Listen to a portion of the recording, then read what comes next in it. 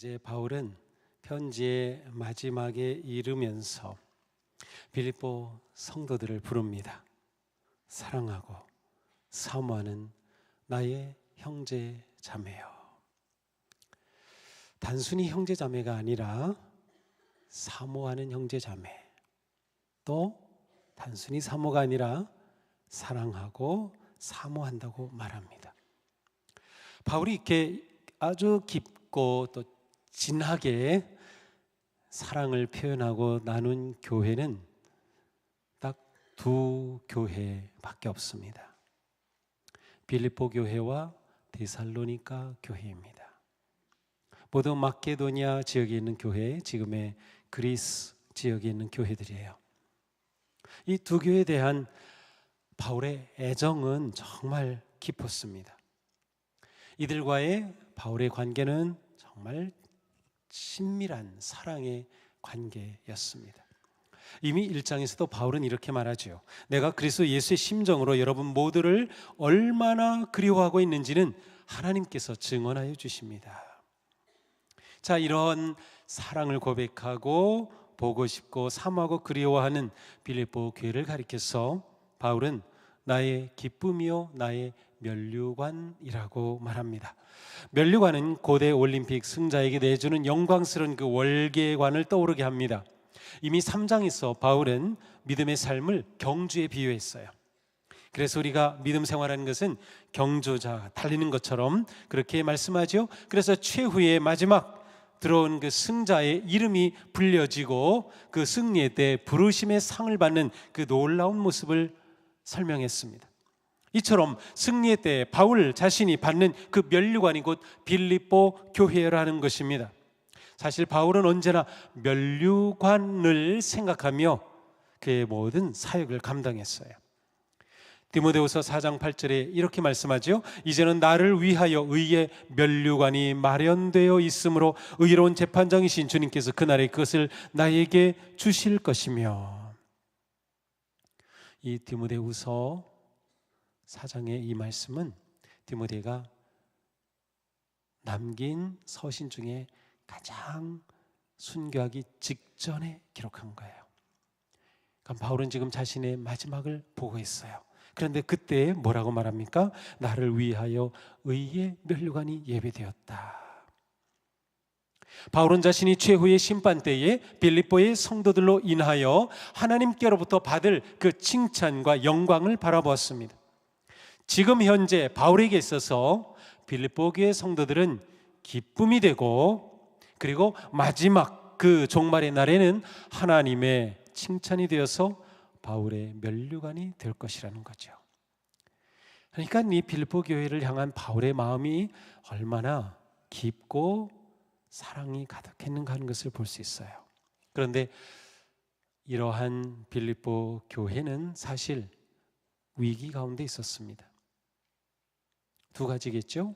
외부에서 오는 박해, 내적으로 일어나는 그런 문제들.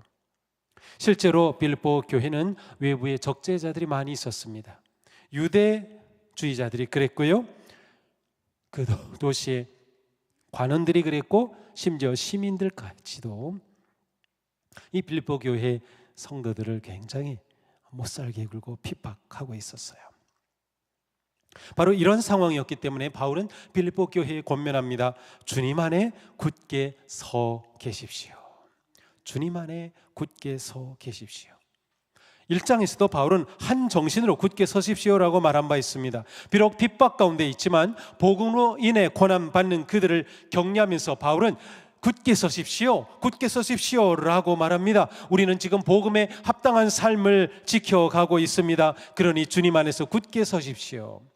자, 주님 안에서라고 하는 이 표현, 바울은 두 표현을 쓰죠. 그리스도 안에서 아니면 주님 안에서. 의미가 다릅니다. 주님 안에서라고 하는 이 표현은 하나님 우편의 높임을 받으신 예수 그리스도의 그 주권과 통치하심을 의미합니다. 그러므로 지금까지 바울의 하나님의 은혜와 구원 그리고 복음의 삶과 다시 오심 등 바른 교훈을 전해줬는데, 바로 그 교훈을 붙잡고 다스리시고 통치하시는 그 주님 안에서, 그 주님을 의지하고 그 주님을 힘입어서 굳게 서라고 격려하고 있는 것입니다. 다스리시는 주님, 이 개념이 우리가 주여 주여 할 때마다 우리에게 이게 선명하게 떠올라야 돼요. 주님 할 때 그 주님은 주가 되셔서 다스리고 계시다라고 하는 거예요. 바울은 그 주님 안에서 굳게 서라고 격려합니다.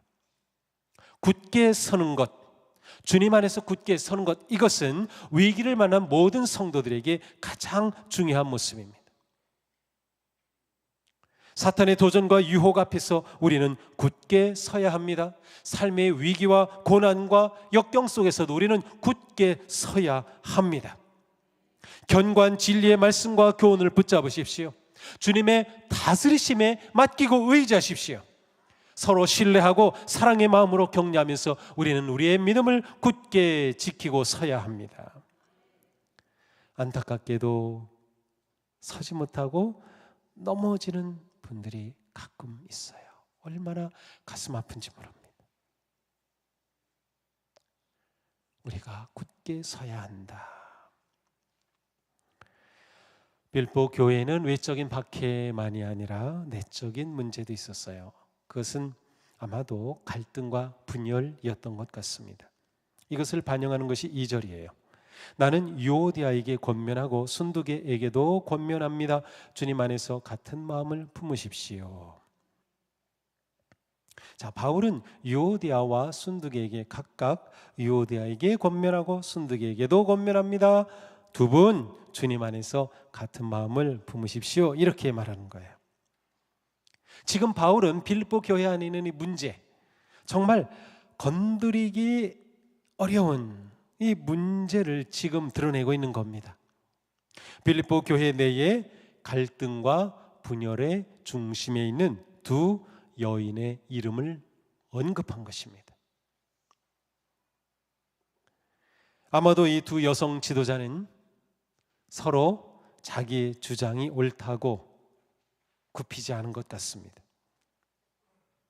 당시 서신의 관례로서는 칭찬하거나 아주 좋은 일이 있는 것이 아닌 부정적인 의미에서 사람의 이름을 직접 기록하고 공개적으로 언급하는 것은 아주 특별한 일이었다고 합니다.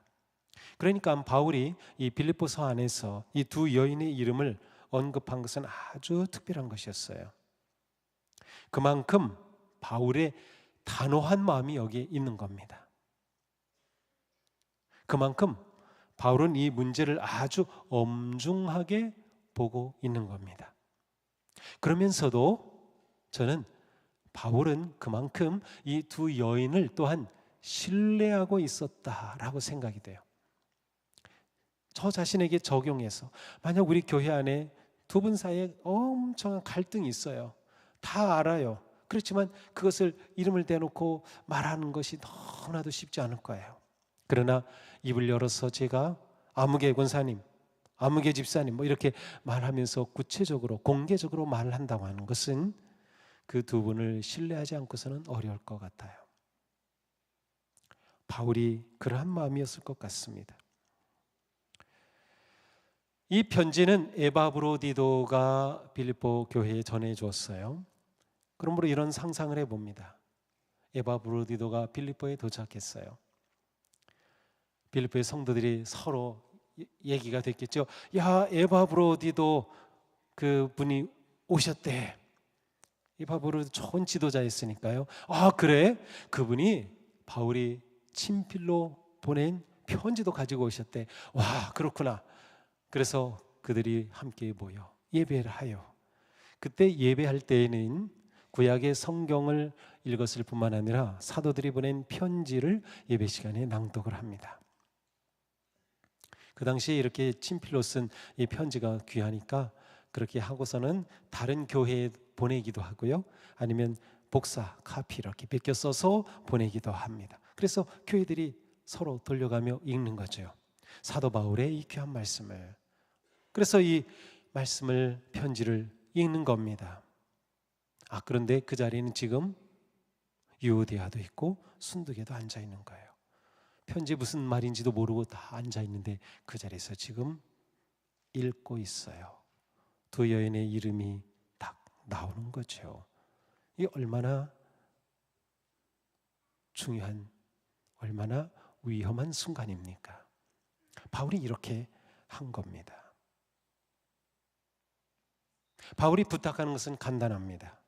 두 사람의 마음이 하나가 되라는 것이에요. 빌보 교회를 힘들게 하는 분열과 갈등의 상황을 끝내라는 것이죠. 사실 바울은 이미 앞에서 한마음이 되라 1장에서 2장에서 3장에서도 언급한 적이 있어요. 특별히 2장에서는 우리가 그리스도의 마음을 본받아야 합니다 라고 말하기도 했고요. 또한 우리는 서로 남을 낮게 여겨야 합니다 라고 말한 적도 있어요. 이 모든 것들이 다 주님 안에서 가능한 일들이었어요.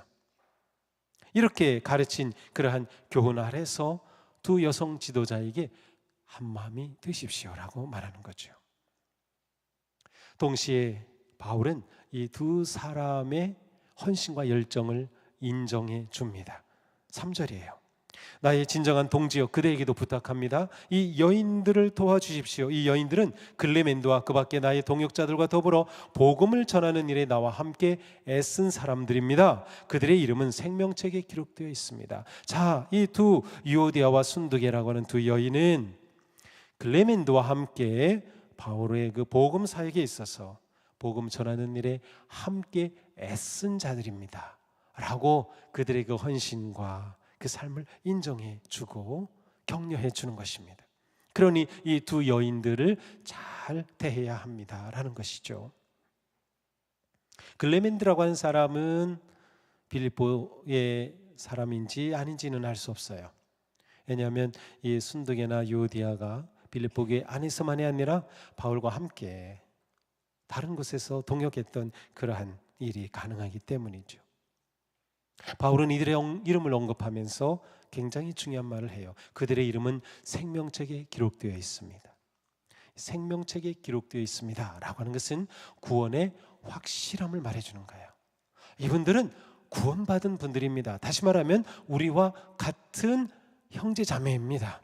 우리와 같은 성도입니다 라는 거죠.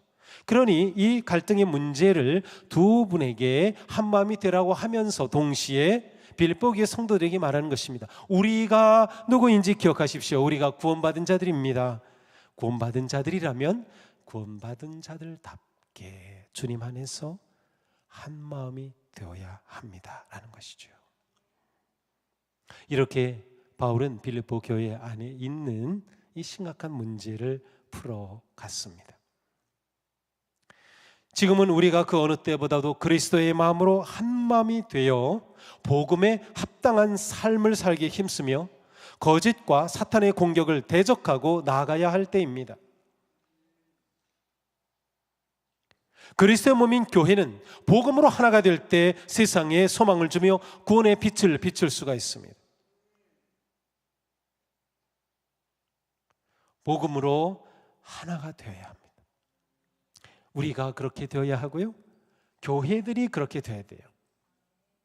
저는 유튜브를 보면서 얼마나 많은 목사님들의, 얼마나 많은 신학자들의 그러한 영상이 올라오는지 모릅니다. 정말 은혜로운 말씀, 정말 소중한 말씀들이 많은데 교회를 비난하거나 정죄하는 것은 절대로 보지 않습니다. 전부 보면 자기는 옳은 거야. 다른 사람은 틀린 거죠. 물론 그분의 말이 정당할 수 있습니다. 신학적으로, 성경적으로 잘못된 것들이 얼마든지 우리 가운데 있기 때문에. 하지만 그것은 아니다.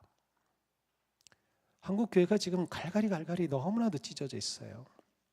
너무나도 아픈 일이죠. 그러니 이 사회에, 이 세상에 소망을 주지 못하는 거예요. 구원의 빛을 비추지 못하는 거죠. 우리의 마음이 나뉜 곳이 있습니까? 한 마음이 되게 힘쓰십시오. 사역을 할 때에 주님의 일을 할 때에 함께 무엇을 하든지 한마음 되게 힘써야 합니다. 더욱 모이기에 힘쓰십시오. 예배하기에 힘쓰십시오.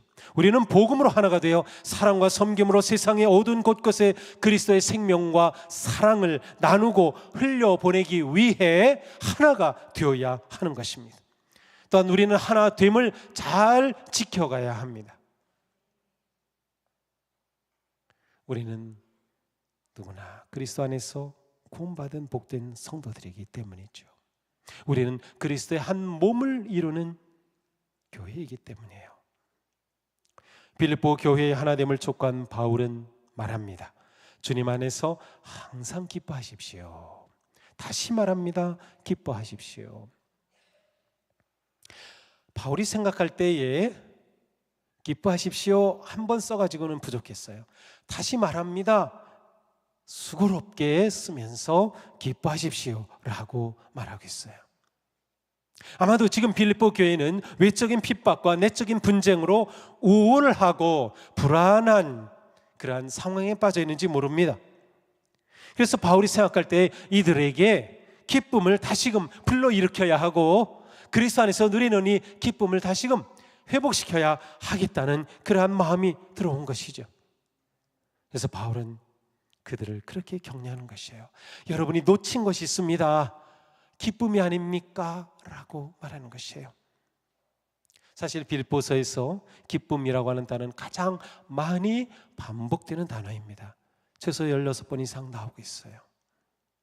바울은 기쁨의 삶을 위해서 어떻게 하는지 자신이 추구하고 경험하였던 그 길을 이제 제시합니다. 이렇게 하면 여러분 기뻐하고 또 기뻐하게 됩니다 라고 하는 거죠. 그것이 무엇일까요? 바울은 먼저 여러분의 관용을 모든 사람에게 알리십시오 라고 말합니다. 관용이라고 하는 단어는 인내, 부드러움, 관대함, 자비와 같은 의미로 사용되었습니다. 관용은 법의 정의를 뛰어넘은 배려와 사랑과 관심의 마음이며 자비와 은혜의 삶입니다. 예수님께서 현장에서 가늠하다 잡힌 여인을 정죄하지 않으시고 용서하시면서 새로운 삶으로 초대하셨던 그 모습이 관용입니다. 우리가 진정으로 기쁨을 누리려면 모든 사람에게 관용을 보이라는 것이에요. 여기서 모든 사람은 교회 밖의 사람도 포함하고요, 그들을 괴롭히던 박해하던 그들을 멀리하던 그들을 대적하던 사람들까지도 포함하는 것이에요. 그러니까 교회는, 성도는 관용의 삶을 교회 밖으로까지 확장해야 한다는 뜻입니다. 모든 사람에게 알려라. 알린다라고 하는 것은 관용을 배우라는 것과는 다르죠. 관용의 삶을 추구하십시오와도 달라요. 알리라는 거예요. 지금 관용의 삶을 살고 있음을 보여주라는 그러한 뜻입니다. 그렇습니다. 바울은 이미 믿음의 공동체 안에서 그렇게 서로 관용의 삶을 살고 있음을 보여주라고 말하는 것이에요. 그러니 빌립보의 성도들은 이 편지를 받으면서 그렇구나, 우리가 진정으로 서로를 존중하고 남을 낮게 여기고 관용하는 삶을 살면서 우리가 관용을 알리게 되는 것이지 깨달았을 겁니다. 기쁨은 관용에서 옵니다. 기쁨은 은혜의 삶에서 옵니다. 매사에 법만 따지며 자기 의로움에 갇혀 있는 사람은 진정한 기쁨을 누릴 수 없습니다. 우리의 삶이 정의로운 삶이어야 하지만 그 단계를 넘어서서 은혜와 관용의 삶을 살 때 진정한 기쁨을 누릴 수 있는 거예요. 관용 너무나도 중요한 거예요. 혹시 항상 기쁜 사람들, 기쁨이 넘치는 분들을 보시면 주의 깊게 살펴보세요. 그들은 자신의 의로움과 잣대로 남을 판단하거나 하지 않습니다. 언제나 은혜의 삶을 살며 넉넉한 마음으로 서로를 받아줍니다. 다른 사람을 존중하고 낮게 여기며 사랑으로 배려합니다. 다른 사람의 아픔을 이해하고 만져줍니다. 각박한 세상에서 우리는 모든 사람에게 관용을 보여주므로 참된 기쁨과 소망을 누리고 전할 수 있습니다. 이어서 바울은 말씀합니다. 함께 읽겠습니다.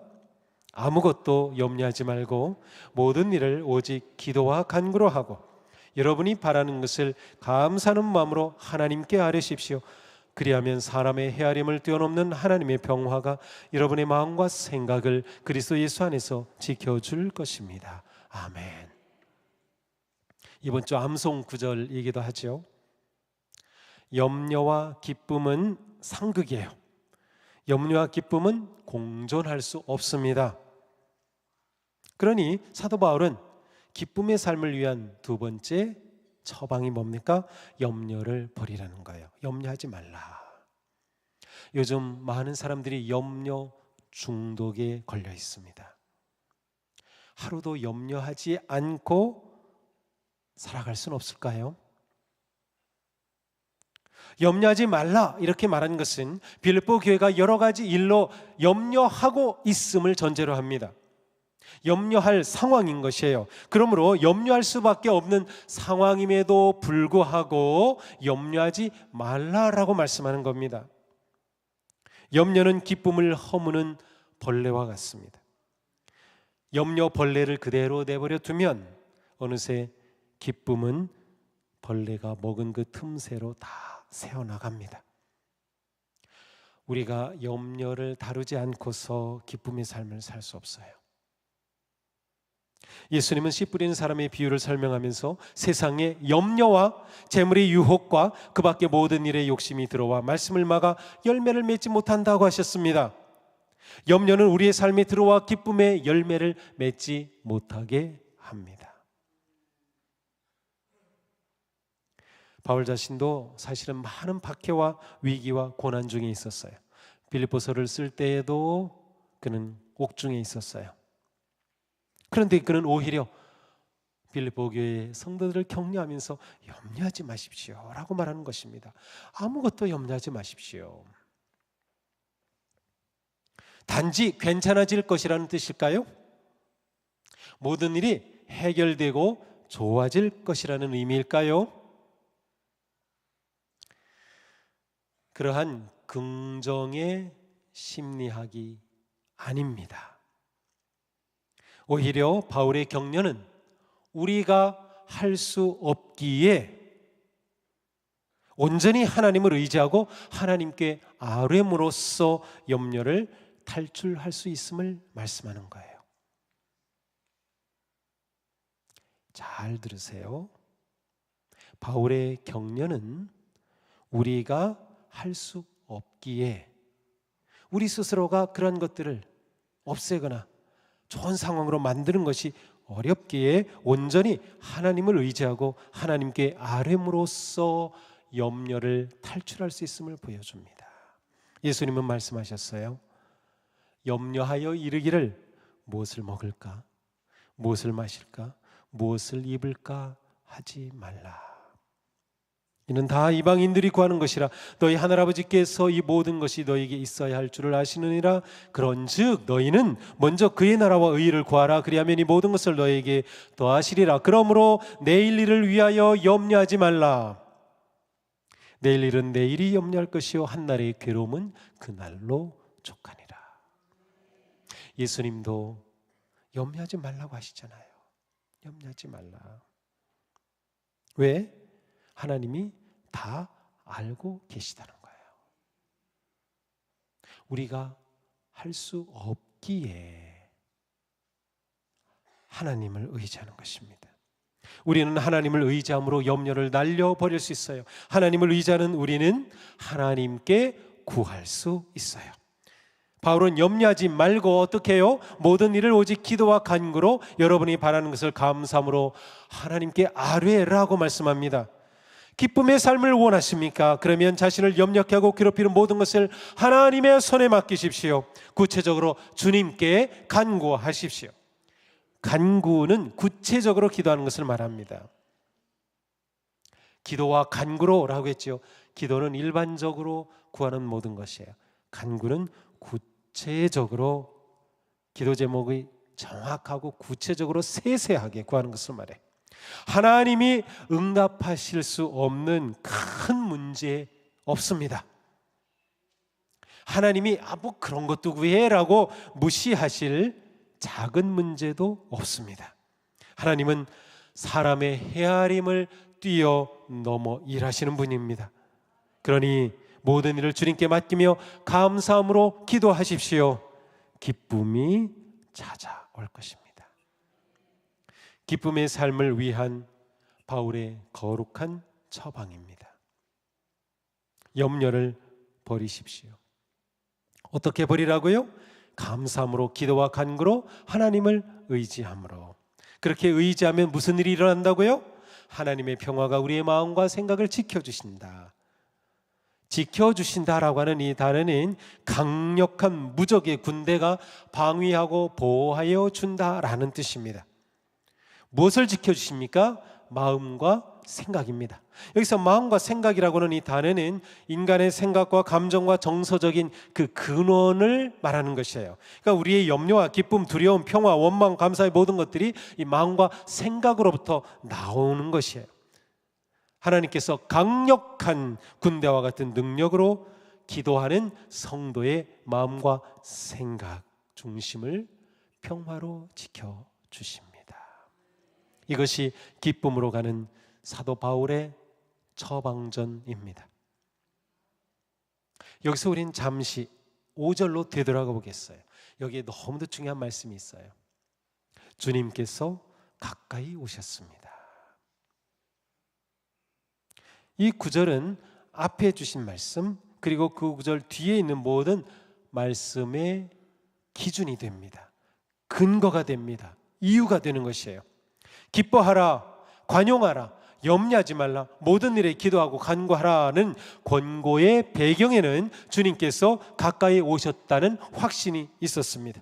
만약 바울에게 주님이 가까이 오신다는 확신이 없었다면, 그 믿음이 없었다면 바울은 이러한 말씀을 할 수 없었을 것입니다.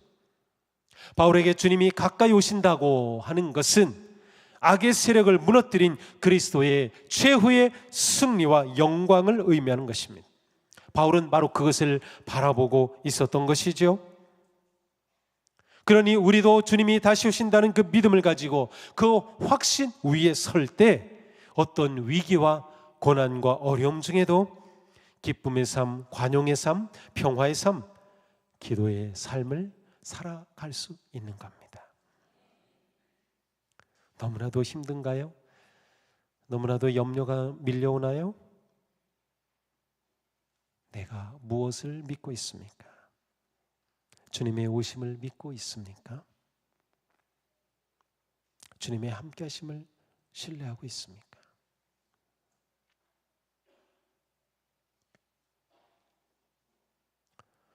우리 모두 주님이 다시 오시는 이 믿음을 가지고 그 확신 위에 서서 어떤 위기, 고난, 어려움 중에도 우리 가운데 기쁨이 넘치는 삶이 될 수 있기를 축복합니다.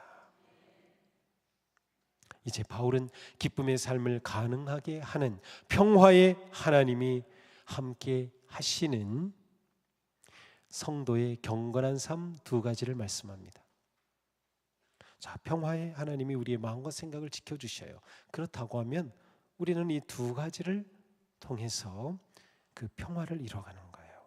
하나는 생각하는 것, 다른 하나는 실천하는 것입니다. 뭐를 생각해야 할까요? 8절입니다.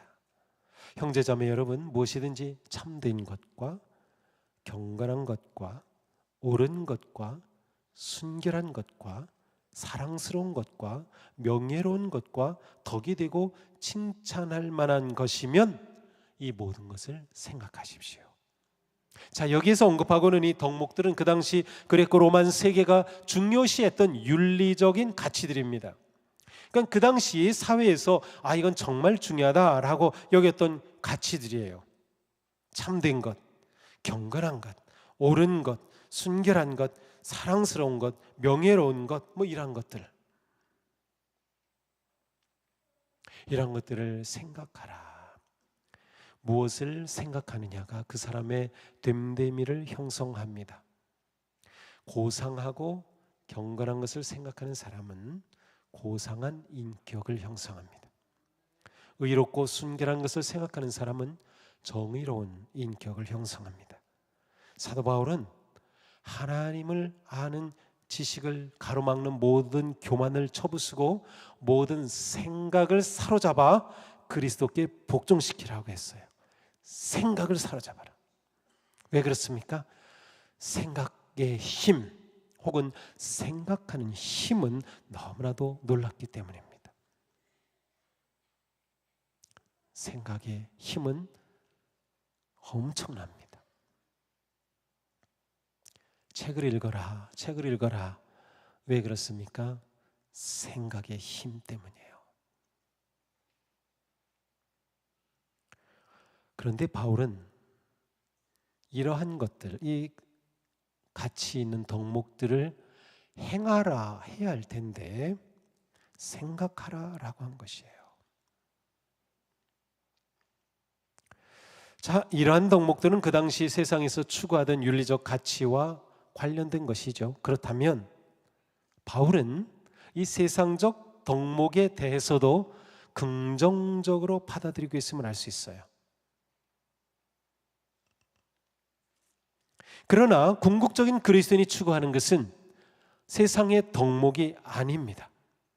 앞에서 우리는 사도 바울이 그리스도를 알고 그 고난과 부활에 참여하는 것이 자기의 목적이라고 했어요. 우리는 오직 그리스도를 닮아가는 것이 우리의 초점이고 목적입니다. 하지만 우리가 성령을 따라 살면서 그리스도를 닮아갈 때 세상적인 덕목과 가치까지도 성취하고 남음이 있다는 것을 말하는 겁니다. 그러니까 우리의 말씀에 순종하고 그리스도를 닮아가는 삶은 세상의 덕목과 가치를 넘어서는 것이어야 한다는 것을 말해주고 있어요. 그래서 우리가 말씀에 순종하며 거룩하고 경건한 삶을 살아갈 때 그 안에 세상의 선한 덕목과 가치들은 이미 다 포함이 되는 것이죠. 우리는 하늘의 시민이기 때문입니다. 하늘의 시민인 우리는 이 땅에 있는 좋은 가치와 덕목들을 이미 우리의 삶 가운데 넘어서서 살아가는 것과 같은 것이에요. 우리가 하늘의 가치를 이루어갈 때 세상의 기준으로도 칭찬받는 삶이 되는 거죠. 그래서 이 덕목들을 생각하라. 다음으로 바울은 실천하라, 행하라고 말합니다. 무엇을 행합니까? 나에게서 배운 것과 받은 것과 듣고 본 것을 실천하라. 그리하면 평화의 하나님께서 여러분과 함께 하실 것이다. 기도할 때 평화의 하나님께서 우리의 마음과 생각을 그리스도 예수 안에서 평화를 지켜주시고, 이렇게 생각하고 실천할 때 평화의 하나님께서 우리와 함께 하신다. 평화 없이 기쁨 없는 거예요. 그래서 기쁨을 누리는 삶을 위해 이러한 평화의 길을 보여주고 있는 거죠. 실천해야 할 것은 무엇입니까? 배운 것과 받은 것과 듣고 본 것입니다. 배운 것, 받은 것, 바로 복음, 진리, 예수 그리스도. 또한 듣고 본 것, 보았다라고 하는 것은 두 가지예요. 하나는 예수 그리스도께서 이 땅에서 말씀하시고 행하신 모든 것들은 우리에게 본이 됩니다. 뿐만 아니라 사도 바울이 그들에게 보여준 본도 있습니다. 그래서 그들은 예수 그리스도의 말씀을 통하여, 복음을 통하여, 사도 바울과 또한 선한 지도자들의 가르침을 통하여 듣고 배우고 본 것들이 있어요. 바로 그대로 행하라는 거죠. 성숙은 따르고 본받을 때 이루어지는 겁니다. 행동하고 신천할 때 평화의 하나님이 그들과 함께 하실 것입니다. 하나님이 함께 하시는 삶에는 기쁨이 넘치는 겁니다. 사랑하는 성도 여러분, 우리는 지금 무엇을 생각하며 삽니까? 우리는 무엇을 실천하고 있습니까? 그리스도인의 삶은 행동하는 믿음입니다. 실천하는 생각이에요. 생각과 실천이 함께 있어야 합니다. 생각과 행동이 하나가 되는 것이 중요합니다. 바른 생각과 실천이 우리의 마음에 평화와 기쁨을 가져옵니다. 이사야 선지자는 말씀합니다. 의로운 행동의 열매는 평화이며 의로운 삶의 결과는 영원한 평안과 안전이다. 바른 생각, 바른 실천으로 살 때 하나님의 평화를 누리며 하나님의 평화가 깃든 삶에는 언제나 기쁨이 넘칠 것입니다. 사랑하는 성도 여러분, 기쁨의 삶을 원하십니까? 관용을 알게 하십시오. 염려를 버리십시오. 기도함으로 또한 거룩하고 바른 것을 생각하며 실천하십시오. 주님 안에서 하나님의 평화가 넘치는 행복한 기쁨의 삶이 가득하기를 축복합니다. 기도합시다.